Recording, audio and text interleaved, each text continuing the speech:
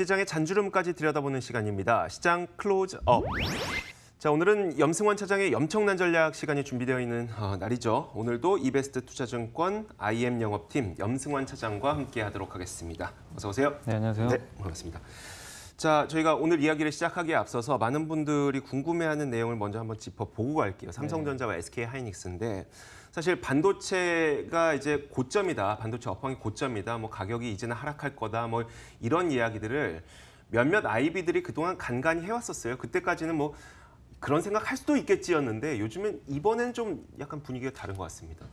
그러니까 미국의 장비 업체가 이제 수요 네네. 부진을 언급을 했거든요. 네. 그러니까 이게 진짜로 그러니까 그동안 예상만 했던 건데 이게 진짜로 시작되는 건가? 그러니까 반도체가 이제 다운되는 거죠. 네네. 업황 자체가. 근데 그동안의 이제 뉘앙스는 뭐 4분기 내년 초에 꺾이지 않을까 이제 그냥 어떻게 보면 약간 소설 쓰는 좀 형식이었다면은 그게 이제 진짜로 기사화가 될 수 있는 그런 내용까지 지금 이제 나오기 시작한 거죠. 그래서 어제 마이크론 테크놀로지가 10% 빠진 거는 제가 거의 본 적이 없는데 그러니까요. 정말 엄청난 하락이 나왔고 반도체주 전반적으로 좀 급락이 나왔거든요. 그래서 지난번과는 좀 다른 흐름들이 좀 나와주고 있어서 좀 불안감이 좀 나오고 있는데 사실 그러나 이제 지금 한국과 미국의 밸류에이션 차가 지금 워낙 크기 때문에 네네. 제가 드리고 싶은 말씀 뭐냐면 반도체 업황은 사실 앞으로 올해 4분기하고 특히 제일 중요한 게 내년 초거든요. 내년 네네. 상반기에 꺾인다고 했기 때문에 내년 초 실적을 진짜 눈으로 확인하기 전까지 사실 아무도 모릅니다. 그러니까 수요가 줄 것 같다는 그런 뉘앙스 이제 얘기는 했지만 네네. 실제로 그게 될지 안 될지는 또 가봐야 되는 거거든요. 근데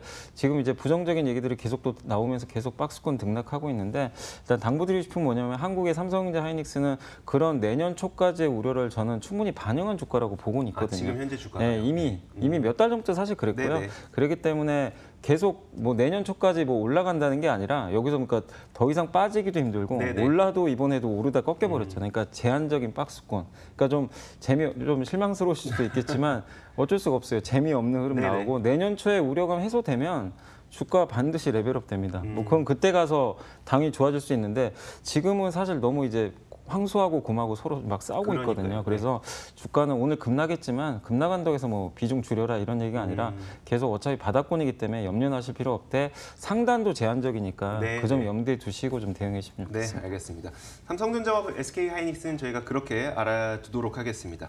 자, 이어서 오늘 저희가 아주 본격적으로 준비한 내용들이 준비가 되어 있는데요. 첫 번째 이슈를 한번 만나보도록 하겠습니다.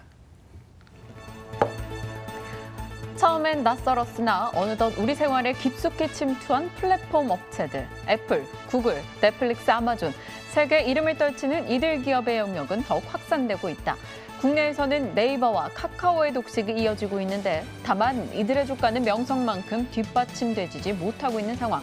국내에 국한된다는 제약을 벗어나지 못하고 있는데 어떤 산업이든 이젠 가장 먼저 플랫폼 서비스가 등장을 한다. 숨겨진 플랫폼 서비스의 진정한 강자는 누구일지 지금부터 발굴하자. 정말 흥미로운 주제인 것 같아요. 사실 우리가 흔히 구글도 사용하고 애플도 사용하고 넷플릭스도 심지어 이제 국내에서 사용하시는 분들이 점점 늘어나고 있으니까요. 이런 플랫폼 비즈니스는 전 세계 사람들이 다 쓰는데 우리나라에서 만드는 뭐 네이버라든지 카카오 이런 것들도 기술력을 봤을 때는 그렇게 뒤처지지는 않거든요. 근데 왜 해외에서 사용을 못할까? 뭐 이런 생각도 들고요. 그러니까 사실 이제 그 동영상 스트리밍도 유튜브가 다 점령을 네네. 했고 우리 한국에도 비슷한 서비스들이 있긴 있는데 일단은 이제 플랫폼은 뭐 아시겠지만 기차 정거장이잖아요. 그래서 네. 연결해주는 역할을 하는데 어떻게 보면 이제 이런 연결해주는 이제 플랫폼 서비스의 특징이 승자가 다 가져갑니다. 그러니까 처음에는 난립을 하는데 네. 유튜브가 다 싹쓸이 가고 구글이 가져가고 넷플릭스가 다 가져가는 이제 페이스북까지 뭐 마찬가지가 되겠죠. 그러다 보니까 한 발 늦은 한국 기업들이 이걸 뭐 어떻게 할 수가 없는 거죠. 네네. 근데 국내에서도 뭐 네이버라든가 네이버의 라인이 또 진출해가지고 일본에서는 또 독식을 그렇죠. 했잖아요. 그런 네. 것처럼 성공한 사례도 있지만은 결국 한국 기업들이 한 발 늦은 상황에서 해외 쪽으로 진출해가지고 성공하기는 사실 쉽지 않습니다. 이미 그들 업체들이 모든 걸 다 장악했기 네네. 때문에 그래서 플랫폼 비즈니스는 뭐 물론 앞으로도 계속 커지겠죠. 시가총액도 지금 뭐 어마어마합니다. 그러니까 우리나라 아까 삼성전자 얘기해드렸지만 그러니까 이런 얘기들을 많이 해서 왜 삼성 같은 IT인데 왜 나스닥은 가는데 네. 한국의 삼성전자나 코스닥은 왜 이렇게 못 가냐? 네네. 그게 사실은 한국은 플랫폼 비즈니스 업체가 거의 없거든요. 없고 그 뭐 구글이라든가 이런 기업들은 다 플랫폼 비즈니스로 커나가는데 네. 한국의 기업들은 다 제조업체잖아요. 네, 그렇죠. 그런 좀 한계가 있었죠. 근데 오늘 이제 제가 말씀드리고 싶은 건 뭐냐면은 그래도 물론 규모는 작지만 네. 대기업들이 안 하는 그런 상황에서 중소기업들이 잘할 수 있는 그런 플랫폼 비즈니스 사업들이 있습니다. 뭐 일례로 보면은 이제 상장은 안 돼 있지만 그 배달의 민족 혹시 많이 이용하세요?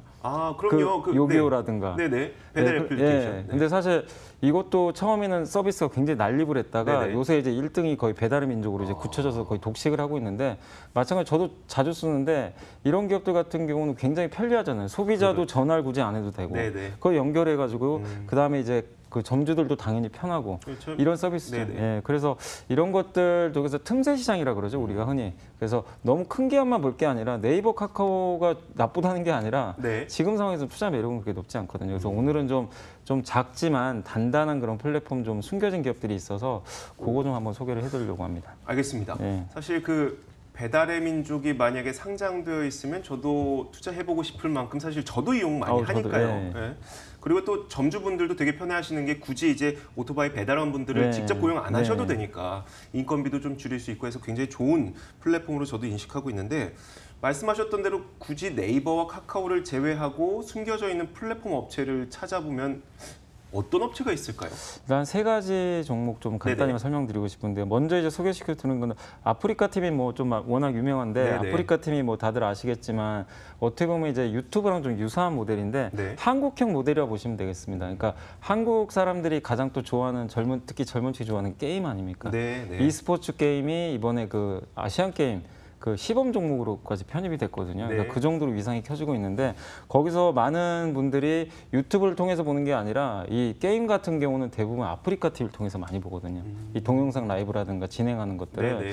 그래서 어떻게 보면 하나의 플랫폼 비즈니스인데 플랫폼 비즈니스 내에서 유튜브가 좀 강점을 갖지 못하는 부분을 아프리카 TV가 그 특화된 서비스로 인해 가지고 네. 뭐 비디오 자키라고 하잖아요. 이제 네네. 그런 쪽에 좀 특화된 모델로 해가지고 국내 시장에서 뭐 거의 석권을 하고 있기 때문에 앞으로도 좀 계속 이미 이제 그런 요인들 때문에 시총이 사실 1,000억 원대였던 기업이 한때 5천억까지 넘어갈 정도로 네. 굉장히 커졌습니다. 물론 굉장히 비싼 편이긴 하더라도 이 시장이 줄어들지 않고 계속 이쪽은 커지고 아까 말씀드린 대로 e스포츠 시장 이제 앞으로 뭐 정식 종목으로까지 채택될 가능성도 있거든요. 네네. 그럼 더욱더 커질 수밖에 없기 때문에 그런 면에서 좀 한번 아프리카 TV 좀 말씀을 좀 드리고 싶고요. 한 가지만 네. 짚어보고 갈게요.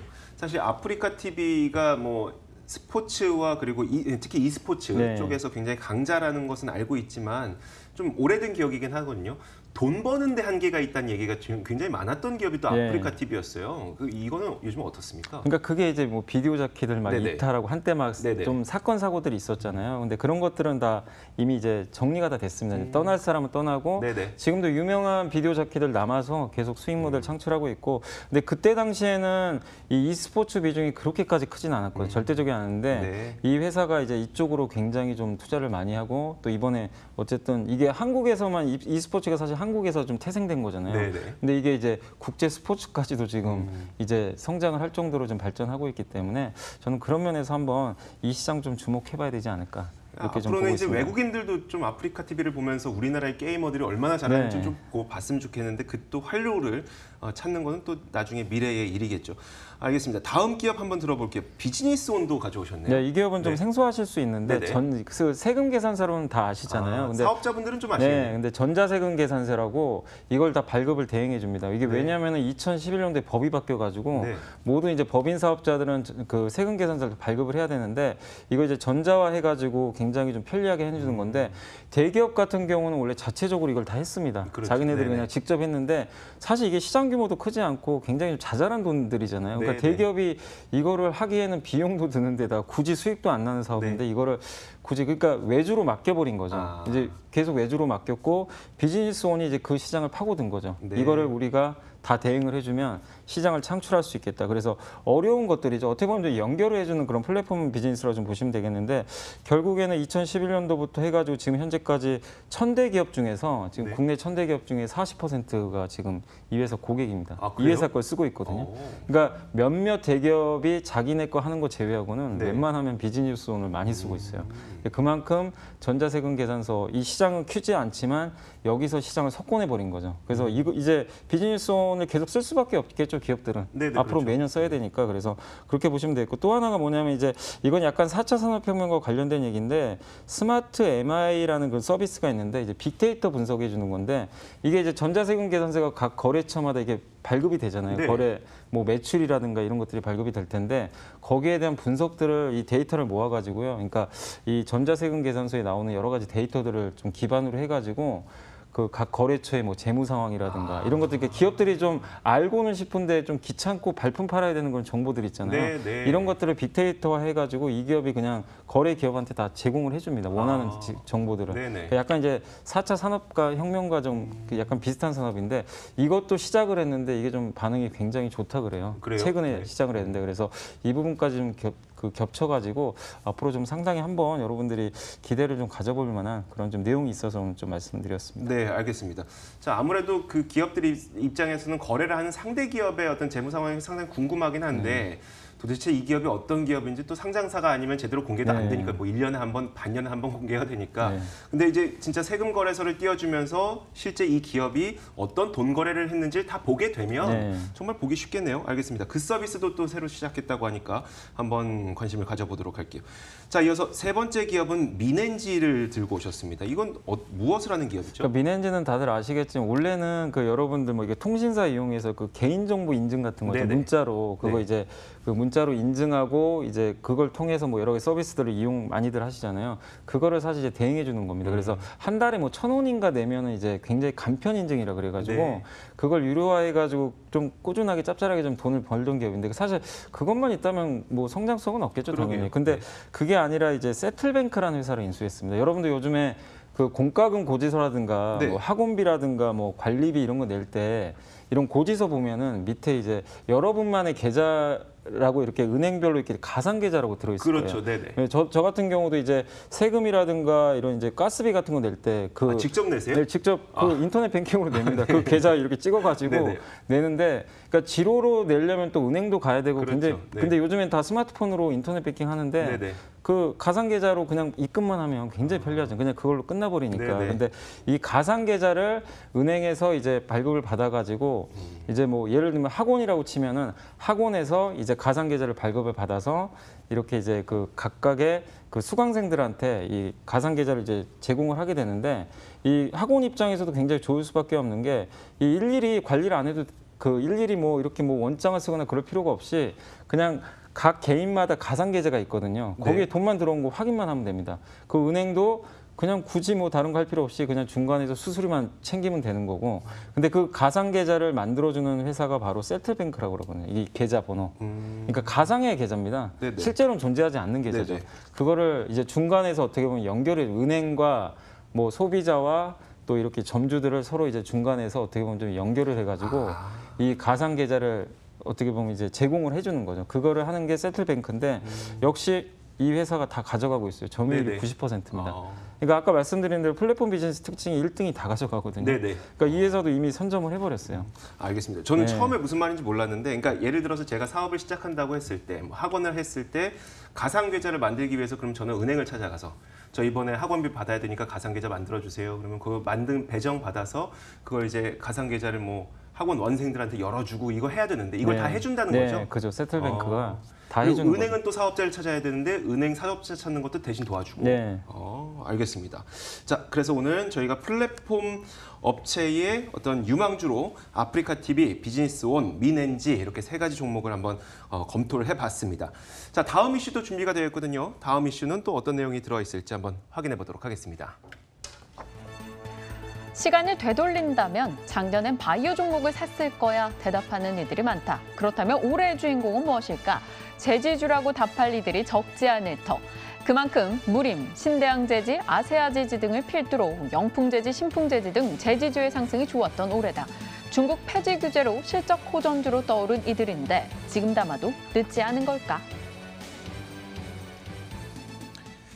자, 중국에서 최근 들어 이제 환경을 좀 깨끗하게 하겠다면서 여러 가지 정책들을 사용을 하고 있죠. 그러다 보니까 중국 내에서 사용되던 이 폐지들 혹은 중국 내에서 사용되는 재활용품들 또 중국 내에서 에너지로 사용됐던 석탄들 이런 것들도 좀 사용하지 못하게 하고 있단 말이에요. 그러다 보니까 깨끗한 원료를 만들어내고 깨끗한 뭐 재료를 만들어내는 우리나라 제품들도 좀 인기가 있는 그런 가능성이 있어서요. 한번 살펴보도록 할게요. 일단 제지 관련주들 주가 급등세는 신대양 제지가 보니까 3만 원에서 10만 원 정도까지 올랐고요. 또 무림 PMP는 5천 원에서 1만 원까지 네. 급등을 했단 말이에요. 일단 현상부터 한번 말씀해 주시죠. 그러니까 이제 제지주들 사실 그러니까 제지주 하면은 사실 모든 분들이 사실 관심이 없습니다. 그렇죠. 그 옛날부터 그냥 뭐 이런 기업 투자해서 돈을 어떻게 보나 다들 그런 생각들 많이 하시고 저도 별로 관심 없었습니다. 근데 이게 이렇게까지 올라갈 수 있었던 이제 배경들은 아까 뭐 설명해 주셨지만 중국의 환경 규제입니다. 그래서 투자하실 때 여러분들이 사실 뭐 다른 게 보실 게 아니라 여러 가지 정책들이나 이런 것들을 봐야 되거든요. 네. 업황별로. 근데 중국에서 이제 결국 환경 규제 때문에 이거 앞으로도 계속하겠지만 폐지 수입을 중단했는데 한국의 폐지 업체들은 중국에 수출하는 비중이 너무나 많거든요. 네. 그러면 당연히 수출 못하니까 여기로 다시 돌아오니까 폐지 가격이 공급 과잉 때문에 폭락을 해버렸습니다. 근데 여기에 환호성을 지를 수밖에 없는 회사들은 골판지 만드는 회사들이죠. 네, 네. 골판지는 왜냐하면 폐지로 만들기 그렇죠. 때문에.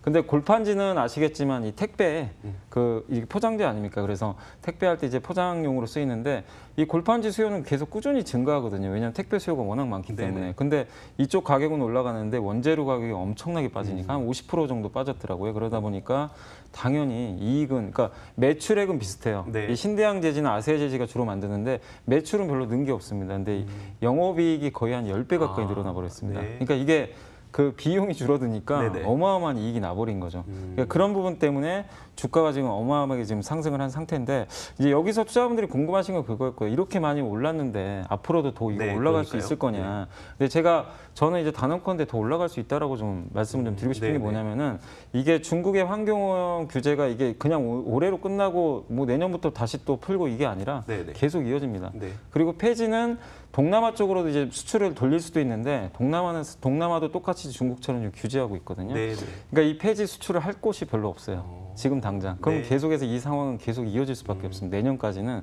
그렇게 본다라면은 이 상황 그대로 이어지는데 지금 신대양 제지, 아시아 제지 PER이 4배밖에 안 되거든요. 네, 네. 그러니까 뭐 하이닉스나 삼성전자의 밸류인데 이 삼성전자 하이닉스는 못 가는 이유가 이게 앞으로 꺾일까 봐 두려운 거잖아요. 그렇죠. 근데 이 제지주들은 그럴 위험이 지금은 없거든요. 최소한 1년 정도는. 네. 그러니까 그렇게 봤을 때는 오히려 반도체보다 투자 매력이 지금 높다고 봐야 되겠죠. 이렇게 보면 지금 많이 올랐지만 여전히 저는 좀 비중을 계속 좀 늘려갈 수 있는. 그러니까 시장이 어려울 때일수록 이익이 확실히 보이는 기업들이 더 각광받거든요. 네, 그래서 네. 좀 더 주목해 보시면 좋을 것 같습니다. 알겠습니다. 많은 분들이 궁금해하셨을 텐데 제지주 지금도 앞으로 이 실적이 계속 개선될 가능성은 더 높다라고 이야기를 전망을 해주셨습니다.